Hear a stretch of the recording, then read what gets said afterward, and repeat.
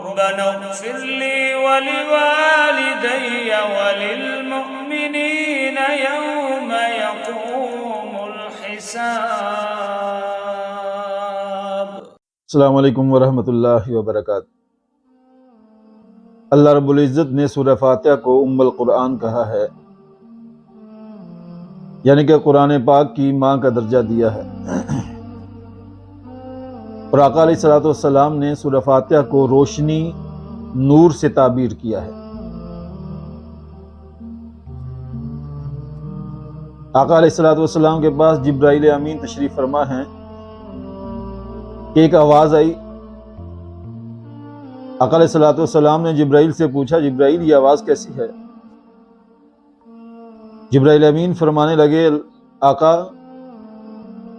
یہ جنت کا دروازہ کھلا ہے جو آج سے پہلے کبھی نہیں کھلا، یہ دروازہ کھلنے کی آواز ہے، اور اس دروازے سے زمین پر ایک فرشتہ اترا ہے جو آج سے پہلے کبھی نہیں اترا۔ وہ فرشتہ آپ کو سلام کہہ رہا ہے، اور دو نور یعنی دو روشنیوں کے ساتھ آپ کو خوشخبری دے رہا ہے۔ ایسے دو نور اور دو خوشخبریاں جو آپ سے پہلے کسی نبی کو نہیں عطا نہیں کی گئی۔ وہ دو نور اور دو روشنیاں کیا ہے؟ وہ سورہ فاتحہ ہے، اور دوسرا سورہ بقرہ کی آخری دو آیات ہیں۔ یہ دو نور اللہ رب العزت نے آپ کو عطا کیے ہیں جو کسی نبی کو نہیں عطا کیے گئے۔ سورہ فاتحہ اور سورہ بقرہ کی آخری دو آیات میں سے آپ ایک حرف بھی پڑھتے ہیں تو یہ اللہ کو اتنی محبوب ہیں کہ ایک حرف کے بدلے میں اللہ آپ کو اپنی نعمتوں سے نوازیں گے۔ اتنی اہمیت اور اتنی فضیلت ہے سورہ فاتحہ کی کہ آقا علیہ الصلوۃ والسلام نے سورہ فاتحہ کو شفا قرار دیا ہے۔ آقا علیہ الصلوۃ والسلام نے فرمایا، لوگو اللہ رب العزت نے سورہ فاتحہ کو شفا اور دم بنا کر نازل کیا ہے، سورہ فاتحہ سے شفا حاصل کیا کرو۔ بنو سلیم کا قبیلہ ہے، چند صحابہ کرام وہاں موجود ہیں۔ ایک عورت دوڑی ہوئی آئی، کہنے لگی ہمارے سردار کو بچھو نے کاٹ لیا ہے، کیا تم میں سے کوئی ہے جو اس کا علاج کر سکے؟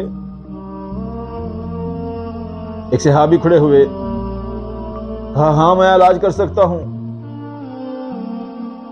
صحابی گئے اور جا کے جہاں بچھو نے کاٹا تھا وہاں سورہ فاتحہ پڑھ کے دم کر دیا۔ حدیث میں آتا ہے کہ وہ بنو سلیم کا سردار ایسے شفا یاب ہو گیا جیسے اس کو کبھی بچھو نے کاٹا ہی نہیں تھا۔